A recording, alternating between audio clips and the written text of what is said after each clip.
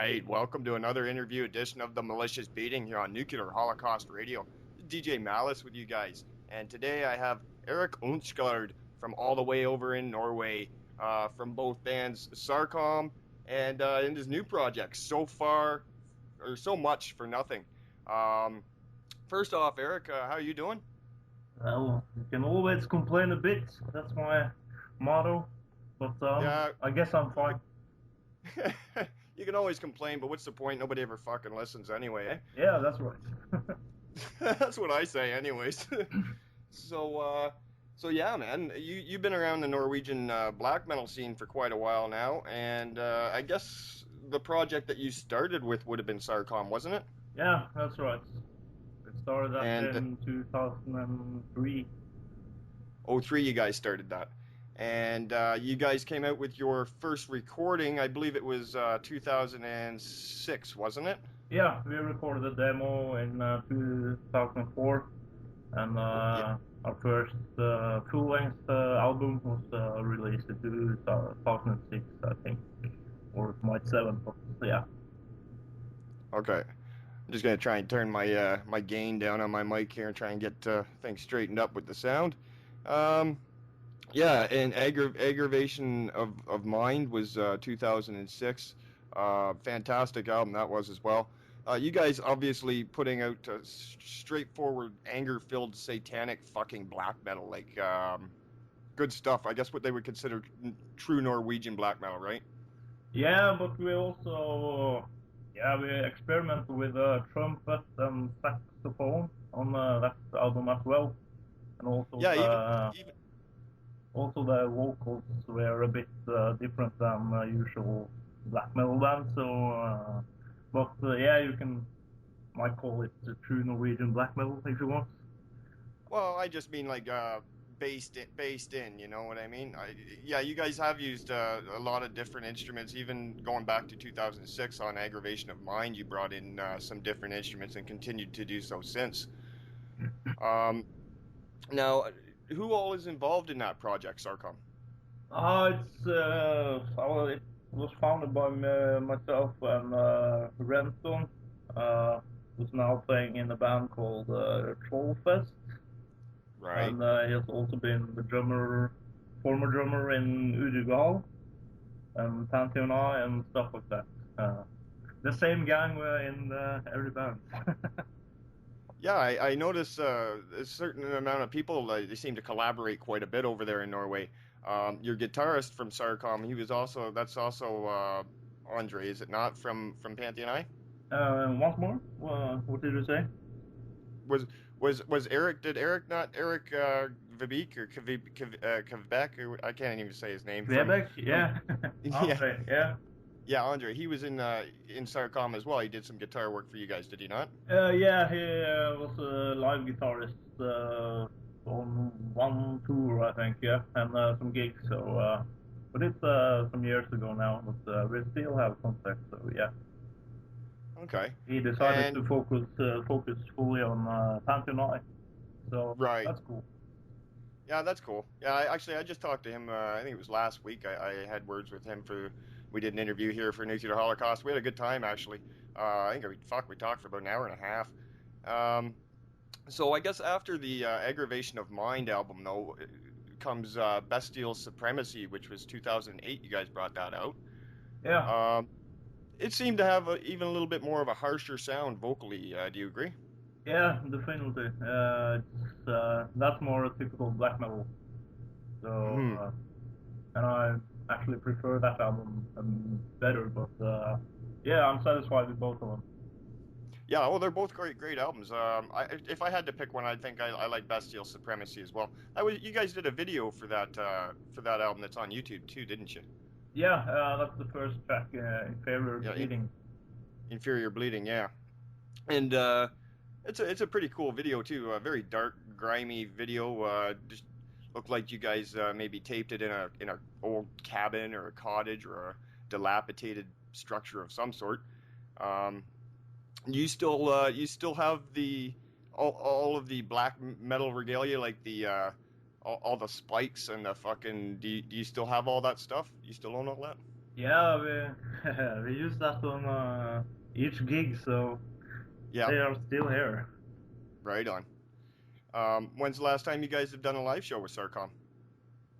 That was actually last summer, so we have been not so. We haven't been too much playing too much concerts the last 2 years, but hopefully this will change when we have released our third album, which we are recording these days. Okay, so you are recording a third album. Now, the first two Sarkom albums, are they under the same label? Yeah, shitty label called Twilight Betrieb or Betrieb or something, German label, which you should stay away from. Oh, okay. Okay, so you guys have obviously decided to switch labels for this new album that you're going to be releasing shortly then, eh? Yeah, that would be... I don't like to be butt-fucked, so... but if you like it, you can sign with Twilight Betrieb. So. They fucked you around that bad, did they? Yeah, I guess it's pretty common in when it comes to labels, but yeah, they're not the best option for Sarkom anyhow. Yeah, it is far too fucking common, man. Labels are hit and miss. A lot of them not treating their musicians the way they should be treated and giving them the support that they deserve. Hopefully you've picked your next label then? No, we don't have a label. I've been in contact with a few, but we haven't signed anything yet. We will finish the album before at first, and then we'll see what happens. Right. Okay. And whereabouts are you guys? You guys got the album fully written? Are you about ready to actually go in and do the recording now, or? We are almost finished. It's only more or less only vocals left. So, you're actually okay. You're already almost finished the recording process now, then. Yeah. Oh, okay. I thought you were just in the middle of writing. Okay. And do you have a title for the album yet, or? I have a working title, but I nothing you want to release. No. Okay, that's cool, man. And has there been any lineup changes or anything like that with this new album? Yeah, we have been working with 2 live musicians for 3 or 4 years or something like that, and we have recruited them as full-time members. So now it's Jonas Sagstad, which has been there from the beginning, and also Vegard Hove, Sergeant V. He's playing in a band as well called Svartkjær. And he's playing bass, and then it's Strøden who's playing second guitar. But as we were missing a drummer, we just hired Uris from Uruguay, and also So Much for Nothing. He's okay. Very fine drummer, so it will... So you've been playing with him for a few years now then, I guess, eh? So Far for Nothing... Well, actually, we'll get into that project here right shortly. Let's talk just a little wee bit more about Sarkom here. As far as okay, let's get into like the musical influence side of things. Were you I guess a big fan of black metal when it first came out at the end of the 80s, early 90s, or? Yeah, I was actually introduced to black metal at a very old age. I didn't know anything about anything, to say it like that. I didn't have any friends listening to metal at all, so I just discovered this black metal thing at age 15 or something, so it must have been around, oh fuck, I don't know. So then, I don't know, 15 years or something. I was 15 years old, I think, when I discovered black metal. Right. Okay. Yeah, I think I was probably around 17 when I discovered it, and of course everybody over there in the Scandinavian countries is who really picked up on the second wave of the black metal. You know, of course, bands like Mayhem and the list goes on. You know, Emperor and Immortal and that was when I really started to listen to that stuff, and it's always caught my ear since. To this day, nobody's doing black metal like you guys do. And what about like lyrical inspirations. What is it that inspires you to write your satanic lyrics in the band Sarkom? It's actually Do you have it's actually not that satanic. I think it's more like many metaphors and something like that. right? But of course, it's some kind of, let's say, symbolic revolution. So.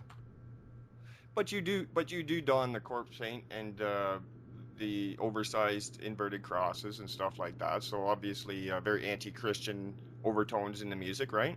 Yeah, it's more like stay away, just like the spikes, symbols that stay away from us and stuff like that. Not bring, don't come here and bring this shitty, what it's called. You know, this is my this is my first time doing an interview over phone. And also I'm speaking in my shitty English. And why haven't this Google, or what it's called? Why haven't they invented an oral Google Translate? That would have been much easier than. You're doing fine, buddy. Don't worry about it. I understand that English isn't your first language, and like I say, I've done interviews, countries everywhere from Colombia to Peru to Norway, and I understand that it's going to take a minute for you to maybe translate certain things or whatever, and that's all good. So let's move into this solo project though. We'll get off the Sarkom here for a little bit because I'm really fucking impressed with this So Much for Nothing album. The title of the album is oh shit, here we go again. Livsgnist. Yeah, okay, Livsgnist. Okay, yeah, that's it. It's the only Norwegian title on the entire album, and then of course that's what you chose to name the album. Yeah, I might not be so smart, but I think it sums up the whole album pretty well. Livsgnist means something like spark or spark of life. Okay. But it's actually a positive word, but I guess it depends on how big this spark is. I don't know. Sure. No, I was just gonna ask you what the meaning of that word is. So that song is about the spark of life, then the title track. Yeah, it might be. I don't know because it's in Norwegian. It's in Norwegian, so I can't read it. It's the only song I can't read, and I have no idea what it's about. But what we'll do is let's talk about the band itself. I mean, you started So Much for Nothing back in, I think you said you started writing back in 2007 for that? Yeah, that's right. Okay. I just wrote a couple of songs which didn't fit Sarkom, so instead of just throwing them away, I just, what the fuck, I'll just write a whole album. Sure. So instead of wasting time on recording any demos or something, I just, fuck it, I will write the whole album. And I knew that it would take a long time, but hey, 5 years later, I'm here. Hey man, yeah, but 5 years later, you put out a fantastic album. Now, like you say, I mean, it's quite a bit different from Sarkom. This seems to be a little bit more emotional, a little deeper, a little more personal, I think, at certain points too, isn't it? Yeah, obviously it is, but at the same time, I felt like doing something else than a typical black metal album, like so many others do. So I just added some. I listened to lots of pop music as well. Yeah. So I just tried to combine this. Actually, what I listen to myself, which is usually pop music and black metal. So. Yeah, bringing in different elements, like you have everything from cello to violin to shit saxophone, horns, everything in this album. We'll talk about that a little bit more. Now you were saying you listen to other music as well, which is always good. Just keep an open mind and be able to incorporate different elements into your music. What what are some of the types of music you listen to? You say you listen to pop music, you said, sometimes? Yeah, actually, it's frankly almost only pop music or black metal. Oh, really? That's about it, eh? Yeah, I don't listen to bands like Iron You Maiden, don't listen to... Slayer, Oh, AC/DC. I don't listen to any of those. okay, you don't listen to much classic metal. Um, what type of pop music are you talking? It's Do you have an example? I can listen to Madonna, for example. Okay. And lots of Norwegian stuff, electronica pop music. Oh, okay, all right. So, Probably a lot. most Probably of a it, lot of So, go ahead. Sorry. yeah, most of them are like a bit dark, I think. But other people might think it's very what is it called? Yeah, you know, this popular music. Yeah, I interpret it in my mind that it gives me a dark feeling when I listen to it. But Yeah. it depends on the mood though. So yeah. Yeah. No, I understand what you mean. Like you say, a lot of the what you guys call pop music over there, like though in like Norway and Germany and stuff like that, your electronic music seems to be a little bit of a darker edge to it than what's over here in North America anyway. Yeah, that Now, might be. I'm not listening to things like early Britney Spears or something like that. oh, that's I don't even listen to Britney Spears at all, but you're not listening. I've You're actually not heard listening. that it's quite okay, but I haven't checked it out myself yet. So. Yeah, no, I know what you mean. You're not listening to Justin Bieber. But I think I actually never have heard a single song from that guy for a kid. Isn't he 14, 15 years old or something? you're not missing too much. You're talking somebody that was basically vat grown to be a pop star. Okay. He's been groomed since a very early age, kind of like Britney Spears, of course, right? Whereas the metal musicians are pretty much all self-made. So I think that's some of the reason too I can appreciate metal even more. Aside from just the fact that I just love the music itself.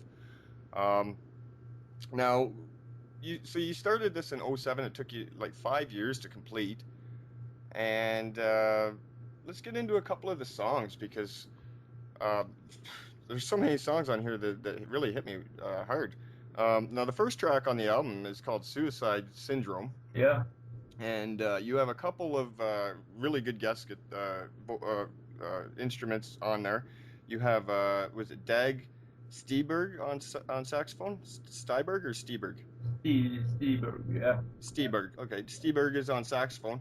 And that song starts off, that sax just wailing. It's like, it's hard to explain. At first, I didn't even realize it was a saxophone until he actually breaks into the melody. It's just sounds like this painful wailing at the very beginning of the song, eh?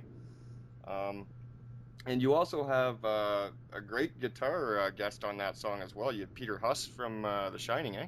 Yeah, that's right. That's he's a really great guitarist. He was obviously the right person for that song. I think so. He incorporates a lot of the jazzy and blues type of style into it as well. So changes the entire song. Yeah, I think the song without that guitar solo would have been actually pretty lame, and also without the saxophone, and without two instruments, it wouldn't have been anything special with it. So yeah, now I think it's fully completed. I think it's a special little song actually. It's actually you got some piano in there too which I believe was guest pianist Kyrre Olavsrud, and that's actually he has nothing to do with metal at all. He doesn't like metal, but he has been my best friend for the last 15 years. So I was like, dude, you are going to play this album, and yeah, he was okay. I can do so. Right So he was, I think it's pretty cool to have his name in a booklet for CD, which is in the store. So, oh yeah, it's very cool. Yeah. Very cool. That's the only track he plays on, though, right? Yeah. Yeah. And all that's awesome. All the guest musicians are only playing at one song. So. Yeah. Well, except for what? I believe you got the cellos in a couple songs, though, is it? No, only one song. Or is that only one song too? But okay, so that first track we were talking about, Suicide, I was wrong. That song is also written in Norwegian. Yeah, that's right. And it doesn't look like there's a lot of vocal content in that song, really. It's more of a musical tune. Yeah, yeah, it might be. It's slow. I think that was the first track I wrote. Oh, it was, eh? Yeah. And it's almost 6 minutes long too. It's not a short track. It's some good stuff. Yeah. I'm pretty satisfied. Oh, you should be. I would be super happy with this, especially having the guest musicians you've had, and then hearing the end product after 5 years. Fuck, I'd be ecstatic if I was you. The next track that we'll go into talk about here a little bit was One Last Night. And that's pretty much, it's kind of self-explanatory, I think, in what the song is about. I would dare to say you were going through some hard times with someone from your past. Is this the case? Case. Is this the case, or is this something that you don't even want to touch on? Nah, I'm not. I don't like to expand or explain all my lyrics, and also that's the same for Sarkom actually, because I think that when it comes to myself, when I'm listening to music, I never try to interpret the lyrics. I'm more like thinking what. When I read a lyric, I think more of what does this give to me? What would I have been thinking when if I had written these words? So, right. But I usually never read any lyrics anyway. So. Okay. Now. Perfect. Another good tune. Obviously, very sarcastic song. Yeah. Life is perfect, isn't it? Oh, isn't it? I guess there's not really much to say about that song because it's pretty simple. It's a little on the depressing side, a little dark. About kind of withdrawing, crawling into yourself, I think, and but great job though. I really enjoy it. The Suffer in Silence, the song "Suffer in Silence." You have a bunch of instruments in that one. This song kind of caught me off guard the first time I heard it. It starts off with the cello and the violin. The cello player and the violin player, those are the same from Pantheon Eye? Yeah, it's Liv from Pantheon Eye and Evil. I don't know if she's playing anymore, actually, but she used to play in a band called Ramset. Oh, okay, all right. Maybe it's pronounced Ramset in English, I don't know. Okay. And, but also on that, you had other guests on that one as well. You had a guest for acoustic guitar, which was Martin Storm Olsen. Yeah, that's right. And where's he from? He's playing also in Flowfest. He's playing bass in that band. Oh, okay. All right. He also helped me out during the recording phase of this album. So I've known him for several years now. And where did you record this album? No, I just recorded it at home. Oh, okay. So good job. Yeah, now that you have, you can buy some pretty good equipment for a very cheap price. So I don't think it's necessary to spend lots of money going to a professional studio.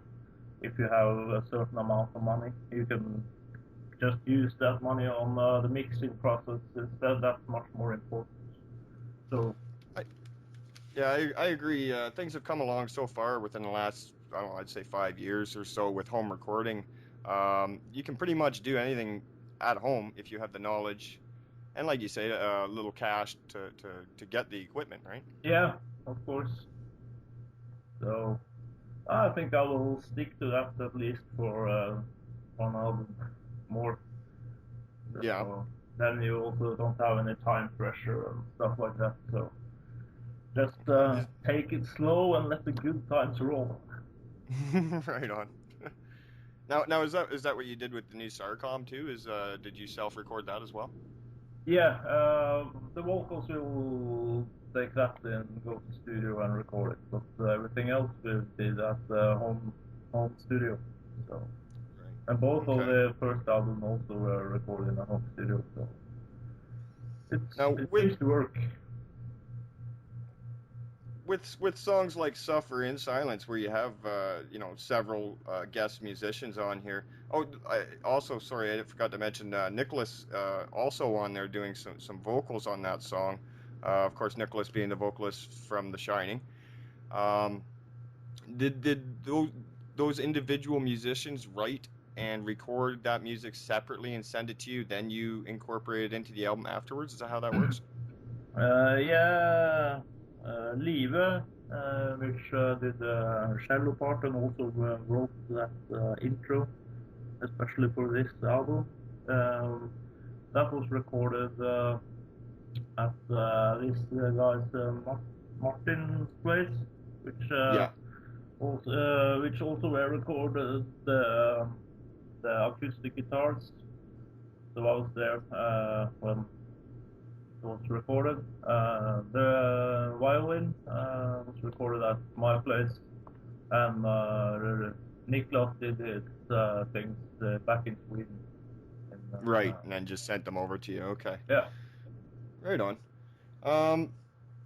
Next song on the album has the title "My Precious," and this song is fucking vicious. I love it, man. It's got this one line in it. I will cut your throat so you won't be able to swallow my cum. What a fucking line. Yeah, let's make a child instead. I will fuck you even though you are dead. Yeah. I don't know where it came from. I think I got the idea for the title from this Silence of the Lambs, this cute little dog. Its name is Precious. So that's where I got the title from, I think. Okay, yeah. Yeah, and the Lord of the Rings, where that little Gollum guy, he had the addiction to the ring. He called it his Precious too. It's My Precious. That's right. I'm basically it's kind of like an addiction, right? Like my precious, I mean, would be like you're talking about loving even after death, sex after death, all this different stuff. I mean, that would be an obsession, would it not? I guess. I'm not sure if it's meant literally, but. Well, no, and like I say, it's a lot of people are going to interpret a lot of different things when they listen to your music, of course. Yeah, that's right. But I think most of them will get it wrong from what I have been thinking when I wrote the stuff. But that's how it usually is, I think. Often is when it comes to interpreting lyrics. But hey. Right. I mean, a song need lyrics, so yeah. Sometimes I just write stuff which I think sounds good and also has meaning to me, but even though it doesn't make sense to others. So My Precious, does it have any kind of meaning to you when you were writing it? What was on your mind when you were writing it? It was I have to think about it. You had to think about that? Yeah, It's not that. I have to think because I can't remember actually. I think that was the last song, lyrics I wrote for the album. Oh, it was, eh? Yeah. So. And it's a lot more straightforward than the rest of the album is too. A lot more in your face. The vocals are slightly less black metal-ish, but very, very raw sounding. Yeah, I think that's the song which has most common to black metal. Aggressiveness and and yeah, the vocals, the dirty sound. But I also played flute in that song actually. I really enjoy that song. At least half this album. I just been listening to this album over and over. Because some of these songs I just didn't expect. The album is such a ride. You have so many different instruments. You have several guests, and not just the guests and stuff that are actually changing the flow of the music. It's you. It's the way you're writing your guitar, and your vocals and lyrics. Now we get into the title track, Livsgnist. Yeah, Livsgnist. Yeah. Livsgnist. No, that's all written in Norwegian, so of course I don't understand it. Can you give us a basic idea of like you say, it was the word basically means spark of life. Yeah, right. What is the song? I mean, it's the title track. You should probably be able to tell me what the song is roughly about, can't you? Yeah, it's about. I think the first line is that. When you're having bad hangovers and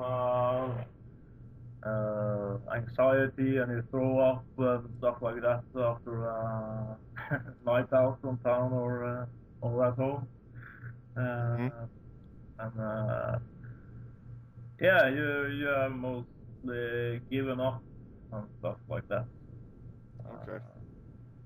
And as I said, I think it sums up the whole album pretty well. Not that lyric, but the title. The title sums it up, eh? Yeah. Okay. And the last track that you put on the album is called New Life, New Beginning. This track is outrageous. It totally caught me off guard. You have horns on here, I believe trumpet, right? Yeah, that's right. That's awesome. That's not something you hear a lot of in the black metal world.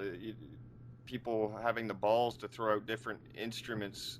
Well, actually, that's why I like the 2011 release that Tolkien just come out with the tune Meyer on it. It's got banjo on it. Yeah, I heard. I admire that. I admire a band that is willing to take the chance and has the skill to pull the shit off. And I think you've done that with your album here. Now, trumpet, that was Renton that was on trumpet, eh? Yeah, that's right. And he plays for Trollfest now, right? Yeah. Right. Trumpet. Yeah, that blew me away, and he's good at it too. Yeah, he has been practicing a lot, I think, lately, and I actually spoke to him yesterday, and he told me that he would like to play the trumpet on the new Sarkom album. So we'll see if we do that this time as well. And it's not you don't just use this stuff as intros either. I mean, the stuff like the trumpet or the saxophone in the first track, and what have you. You'll have interludes midway through the song and stuff like that too, where it'll be I don't know if I want to say a melodic break, but it's definitely it changes through the song, right? Yeah, I think it's what is called spicing it up a bit and gives the listener a bit more excitement or something like that. Yeah. Well, I find a lot of bands that do get into stuff like acoustic or an instrument that's not in the band full time. A lot of bands only use it as maybe an intro, like a 30-second or a 1-minute intro at the beginning of a song. They tend not to use it throughout the song, whereas you do, and I think that's benefited you. Yeah, I think that as well. I've actually received lots of great reviews on this album. Pretty, I'm really overwhelmed by it, but didn't know what I was expecting, but people seem to like it. So, oh yeah, cool. yeah. Well, it's good stuff. I mean, you should be getting the good reviews and everything to go with it. Now this song, New Life, New Beginning, the last track, it's one of the longer tracks too that we were saying you had the trumpet on. You have guest guitar McKay on there as well, right? Yeah. Doing this. Okay. And he is, I know, from another band as well. Yeah, right? Of course he's from Pantheon I as well.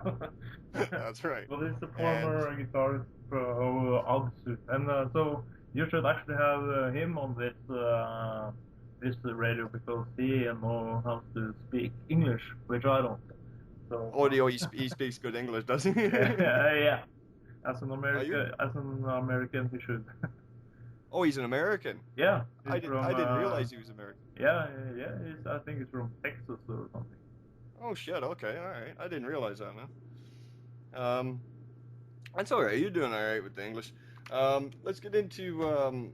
Let's see here. I guess when exactly was this album released? Was it just this year or was it last year? No, it was released in January. January. This year, okay. Yeah. So it's just a couple of months. Right. And the reviews are coming in, and you're doing well with the reviews. This album has been well received worldwide. Yeah. I know I've read some Norwegian reviews on it, the ones I could. Yeah. and yeah, I mean, people are really eating this up. They really like it. Yeah, it seems so. Yeah. So do you think maybe you'll do a video or anything for one of these songs, or? No, not for this album. Not for this album, eh? No, I'm working on the next album, so we'll see. Maybe one video for one of the songs for the next album. But we'll see what happens. Yeah, sure. All right, man. And what label is this album under? It's an Italian label called My Kingdom Music, and it's a quite small label, but we seem to share the same goals and thoughts for a band like this. So far I'm really satisfied. Perfect. And I also think he has good distribution, at least in Europe and in the USA. It's through the End Records. I don't know them that well, so I don't know if they are spitting out the album everywhere or yeah. Well, I mean, distribution is the big key, right? I mean, that's the big part about getting the label. Yeah, of course.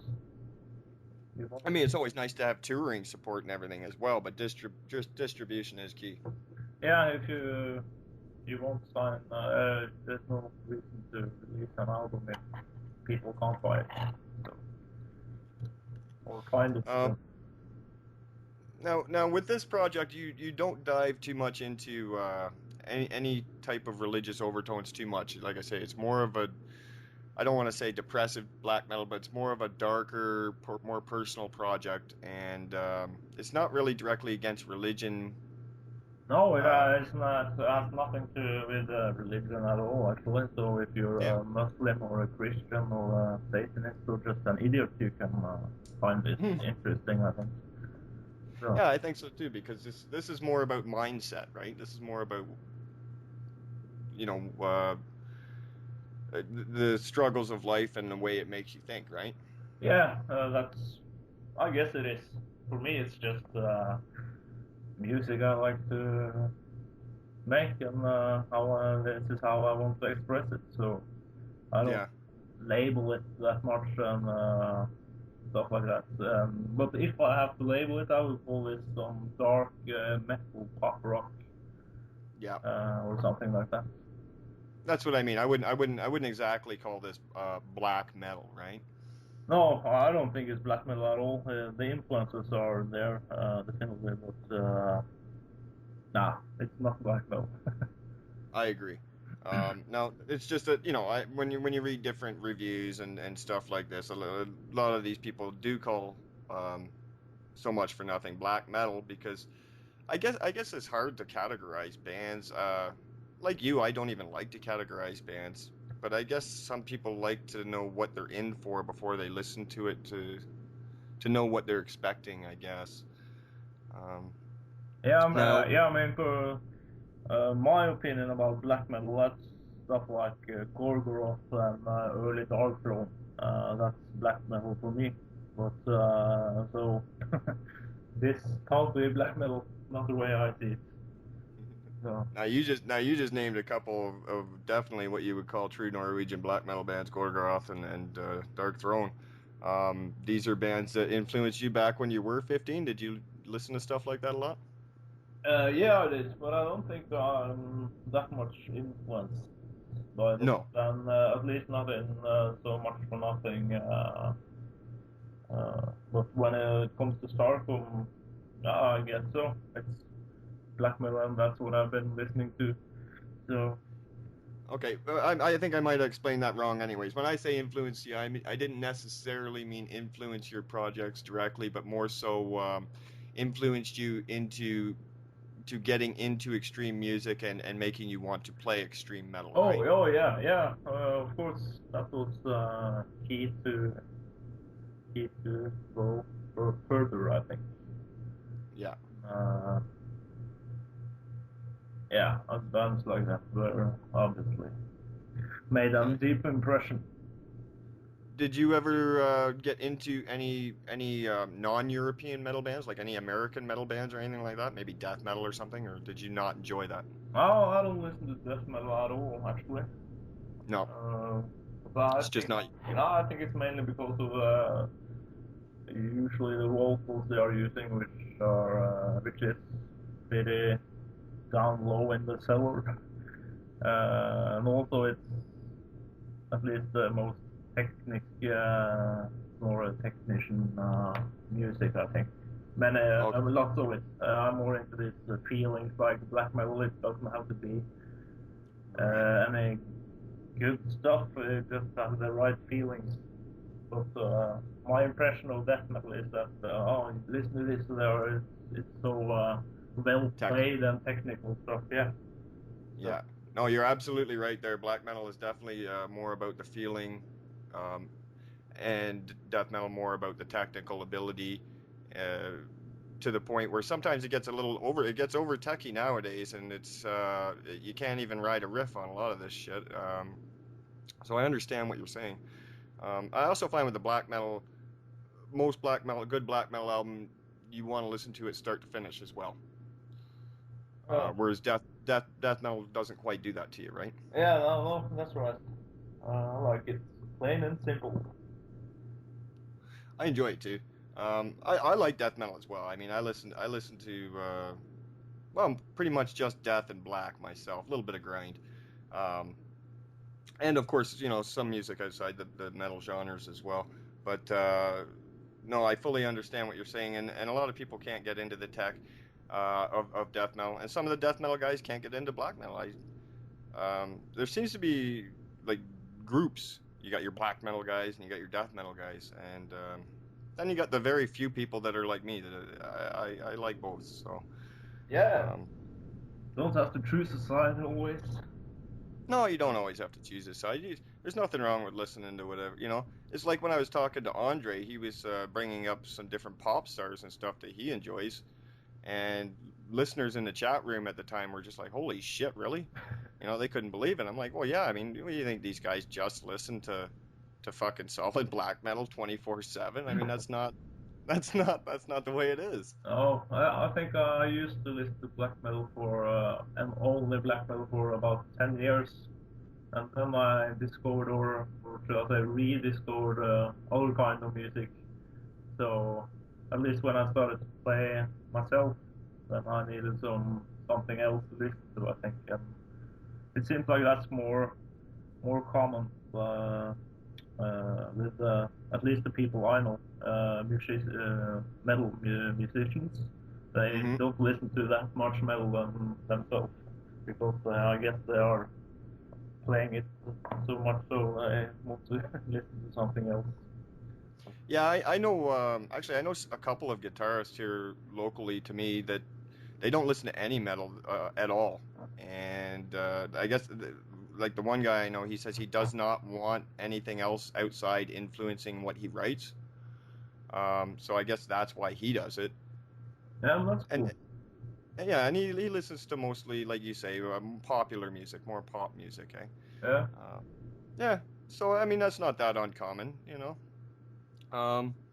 Now, how do you feel about, like, say, black metal outside of the Scandinavian countries, though? Like, say a band like an American black metal band, is that something that makes you chuckle a little bit, or is that something you can appreciate?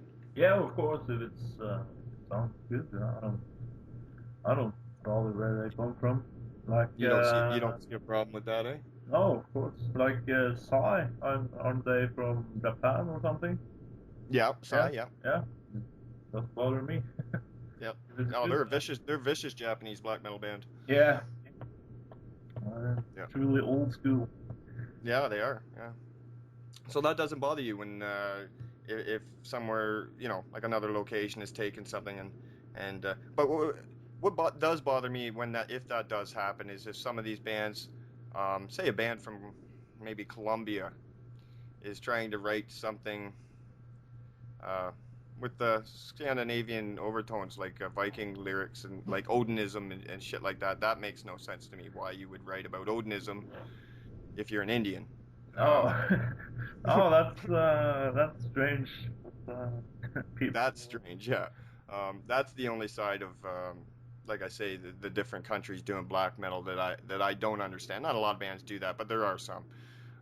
And I don't get that, and I never will.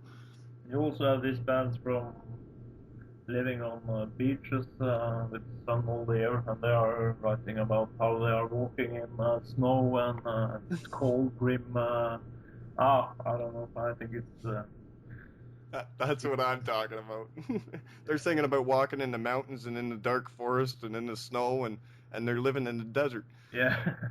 I don't know how they came up with that idea, but maybe they have a good sense of humor. I don't know. Yeah, I guess. But no, but if you know, some of these bands from around the world can do their black metal and incorporate their own culture, their own views on it. I say that's a good thing. That's not bad. It's the ones that are trying to imitate. I mean, the same thing happened in death metal. Florida death metal came out at the end of the 80s, early 90s, and everybody was trying to do the Florida death metal sound. Same as about the same time the Norwegian black metal bands came out. And I think at the time there was maybe 10 really good big bands like Satyricon and all that shit. Yeah. And nowadays, look, I mean, there's all kinds of bands. Yeah, I know. That's too many bands, actually. There is too many bands. It's starting to water it down. Now, speaking of how many bands there are, what area of Norway are you from? You near Oslo, or? Yeah, I'm living in Oslo city, so. Oh, you're right in the city then. Yeah. Okay. And Guttural also ones I like to refer to it. Oh, okay. That might be a song title for I don't think the next album, but maybe a 7-inch or something. So okay. We'll see. For so far, for so much for nothing, you mean? Yeah. Okay. And I was told that it's pretty tough over there because you have so many bands packed into Norway, so many quality bands. What is your hometown support like over there? No, I think it seems pretty good. But the problem is that there is too many concerts, so you have to you get a bit tired of going to concerts. So when it's all the time, several times a week, so I rarely go to any concerts anymore if it's not something that I really want to see. And actually, I was seeing the Unsgaard 3 or 4 days ago, actually. Okay. So this DHG, if you know those guys. You probably do the old with 666 International and Krone til Konge and those albums. Mm-hmm. Yeah, so it was a Unsgaard gig just a few days ago when I was there. But, how was that? I was pretty drunk, so I didn't get to see much. I've been to a few of those shows. Yeah, that's I'm there just for the social part. So I met a lot of friends and I saw a couple of songs, but I don't actually care so much. Unless it's one of my favorite bands start playing them, I don't really want to. Yeah, sure. Yeah. So what's your poison? What when you're out drinking, what are you drinking? You a beer guy or you a liquor guy? Both. Yeah, in Norwegian I would say ja takk, begge deler. Yes, please, I'd like both. So, yeah. Right on. I got the same thing. The shows up here, it's the same thing. You know, I mean, I hit so many shows, but because I'm always doing local support as well, that half the bands I don't even get to see because it just turns into like you say, a social. And next thing I know, I'm a dozen beer in. Yeah. You know, but it's a good time. Yeah, shit happens.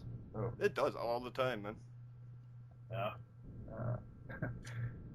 So we're gonna play quite a bit of these tracks if you haven't got a problem with that from So Much for Nothing for the listeners.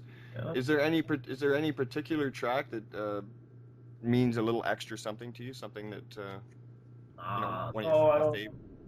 I don't think it means something special, particular or maybe, special, but maybe. I don't know. I think maybe the song "Perfect" is. Yeah, I think that's maybe one of the best. But I like them, everyone. So.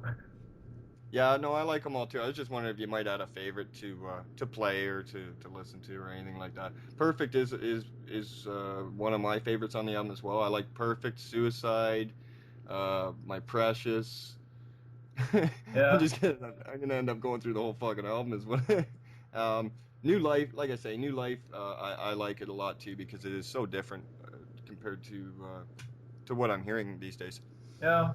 I think the song I like the less is One Last Night. I think maybe I should have done something else, but or not done something else, but it might be a bit too much. I'm not here to sit and talk shit about my own band, so. No, yeah, but there's always going to be some things later that you might have changed a little bit, right? Yeah, I think the chorus is going 4 times, and that might a bit overkill. So, okay. And that's I think that's the reason.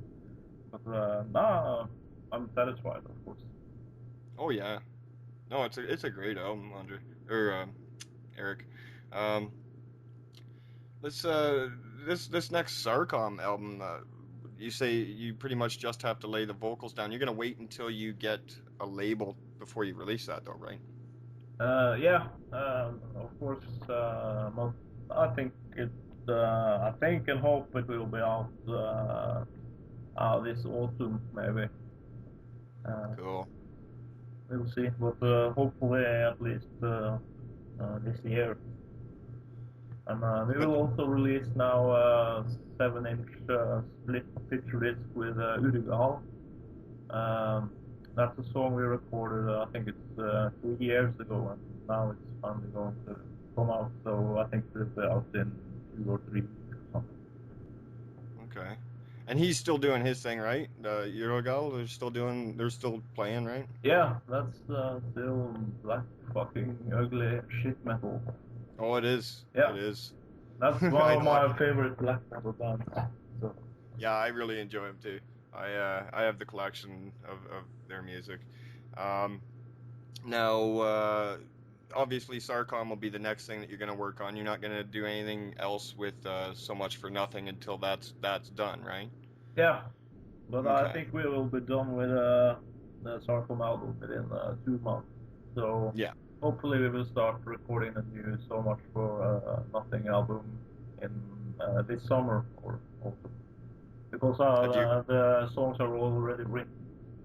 Okay, that's what I was just gonna ask you, is if you'd already started writing for So Much for Nothing for the next album. Yeah, I think I have 8 or 9 songs finished now. Because this Liskness was actually finished 1.5 year ago. But when I was searching for a label, they have their schedule, so it took some time after to find the label at first, and then waiting almost a year until it was released after I had signed the papers. So I have had plenty of times writing new material, and I'm really looking forward to it. So. Yeah. Oh, I'm looking forward to hearing it. Now, is there been any major changes? Has it got the same feeling as the last album, do you think, or is it changed? No, it might be a bit more pop feeling, and also with some happy tunes, but it will still be a very dark album. Okay. But hopefully it won't be exact same, because I like to don't mix it up. What it's called, do the same thing all over again, if you know what I mean. Oh, absolutely. The same thing every time. So. No. Hey, you want to try and freshen it up and you stay diverse. Yeah. Yeah, definitely. Sarkom, same thing. Has it changed a little bit at all, or no? I guess so, because now we have as much as 5 different songwriters. So. Oh yeah. On the other albums, it has mostly been me or the drummer. So it will be a fine mix, I think, of a bit of everything. Cool. I'm really looking forward to that album as well. I like Sarkom. I like both your bands. Now, do you find it awfully busy though, doing 2 bands, or no? No, not at all. Sarkom is we haven't been very active the last 2 years. So and So Much for Nothing hasn't played live yet. So that's no problem. Do you have any big shows lined up for Sarkom or for So Much for Nothing, or anything like that? Any big live shows? Maybe a festival set up for the end of the year or anything? Or? No, we have one show in Germany with Sarkom this summer. At Under Black Sun, it's called. So that's the only scheduled show we have. Okay. I guess we won't do so many shows either before the album is released. Yeah, that makes sense. Yeah. Because then you're just gonna go back out on the road afterwards, anyways. Yeah. And it keeps you. Number one, it would be too busy. Number two, it wouldn't be fair to the fans either to go and play right before a release and then expect them to go and see you again right after you release. Yeah, I agree. So, no, that's good of you, man. And as far as touring goes, though, have you guys only toured Europe? Have you ever gone anywhere else? Have you ever been across the sea to North America or anything? Or? No, only Europe so far. We have been three times. Yeah. So, okay. Yeah, it's pretty tough to get over here to North America. It costs a lot of money. Yeah, and that's money we don't have playing metal. Yeah, I hear that. And it's money that a lot of the promoters say that they can, a lot of empty promises in this business. That's all I'm gonna say. Yeah, that's for sure. And we got butt fucked. We were going on tour, and 1 or 2 days before we were leaving, it was cancelled, and we never saw them. We had paid 1,000 euros. Man. We never saw that again. If I meet that guy, I will personally have some fun with him. And I know his name, and yeah, we'll see. Hopefully. Yeah, there'll be someday you'll run into him. Yeah, I hope so. Oh, I'm sure he doesn't hope so, but no, it was something called Metal Maniac Agency in Romania, and of course you can't trust the Romania. I'm not putting saying in general, but Romania doesn't have the best reputation. But it doesn't. Eh? No, but this guy ripped us off. You shouldn't do that. No. Unless you want a fist in your face. Yeah, that's right. Well, you pay repercussions, I guess. That's fuck around like that, and you get what you got coming to you. Yeah.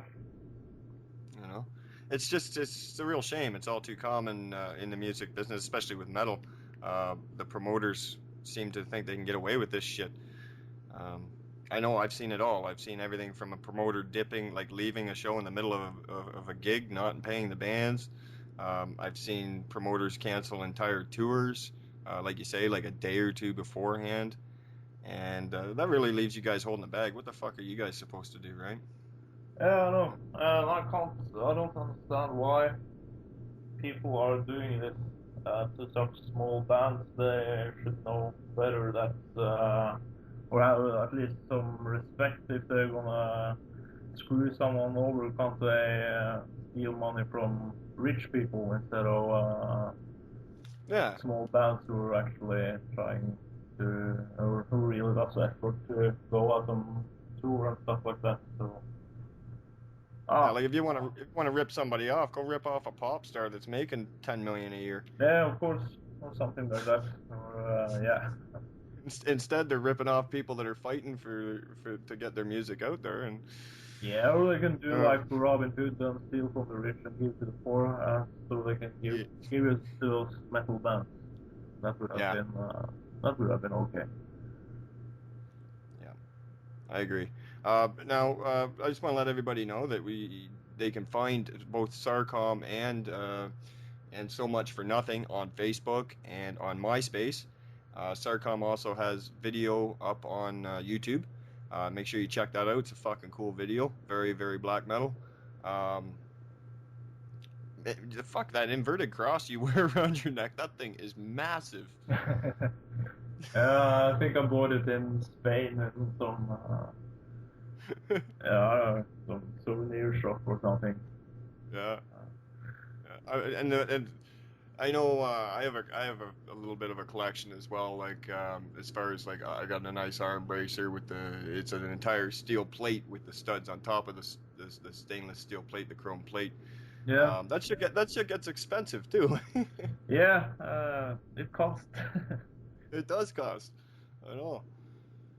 They say that image is nothing, thirst is everything, but that's not always completely right. No, especially not in black metal. Of course. Images got a lot to do with black metal. Yeah, it does. And I guess that, let's say, 50% of people who's coming to our shows, if we wouldn't have been using these spikes and stuff like that, I guess they wouldn't have been enjoyed it that much or got this kind of feeling. The same feeling as I, of course, did when I was younger. Now, not that much anymore. But I mean, the first time I saw, for instance, Gorgoroth, the first time I saw them, I was like, oh, what the fuck? So yeah, I think it's still important, but it's not what it used to be. This black metal scene, people aren't that harsh as they often seem. I agree though. It's very important. The imagery. It creates a powerful feeling. Like when you're at a live show like that. I've never had the pleasure to see Gorgoroth live, which really pisses me off, to tell you the truth. Of course, I've seen the infamous videos and stuff like Krakow, Poland. Yeah. Amazing. But we don't get a lot of you guys coming over here to Canada. We're limited. I mean, I saw Mayhem I think it was last year. Yeah. Yeah, they came over. They were really good. I've seen Enslaved have been over here a couple times, and Immortal once. But a lot, like I say, like you can't get over here a lot of the time because of money and promoters and time, and it's the same thing with a lot of bands. So we don't get to see a lot of the Norwegian black metal or experimental metal over here. Well, I guess it's just the biggest bands because they are the only ones who can afford it. So yeah. Yeah. Well, you'd figure Gorgoroth would be able to come over, but I mean, the thing is with Gorgoroth, obviously, I mean, they go through so many lineup changes and have so many different studio or session musicians. Sorry. Yeah. But I think it's also with Gorgoroth. I'm not sure, but I think they had some sentences and stuff like that, and I don't know if they can get into Canada if they have. That's absolutely right. Yeah. So yeah, I know. I know. Be a reason. I don't know. Yeah. No, that causes problems with a lot of bands. Actually, even just coming from the States to Canada or vice versa, going from Canada to the States, criminal records cause a lot of problems with touring. Yeah. And then, like you mentioned, Gull has a fairly extensive violent history. So, yeah, chances are that's probably why they never made it over here. Yeah, I don't know, but it might be. But yeah. It might be. Yeah. Okay. Well, I guess that's about everything I got on my list. Is there anything else that you care to talk about, Erik? Or? Oh well, I'm fine. So. I'm fine. So I'm dipping. I'm out of here. Well, it was really good talking to you, man. I really appreciate you joining us here on Nuclear Holocaust Radio, and I really enjoy both your bands. This last release is phenomenal, and it's going to be staying in my CD deck for fucking who knows how long. That's cool. Yeah, no, it's really good because like I say, with the So Much for Nothing, it's just the pace, the change up. It's so it's different than what everybody else is playing right now, and it makes me enjoy it that much more. Yeah, I think that's kind of important too. At least when I decided to write this album, that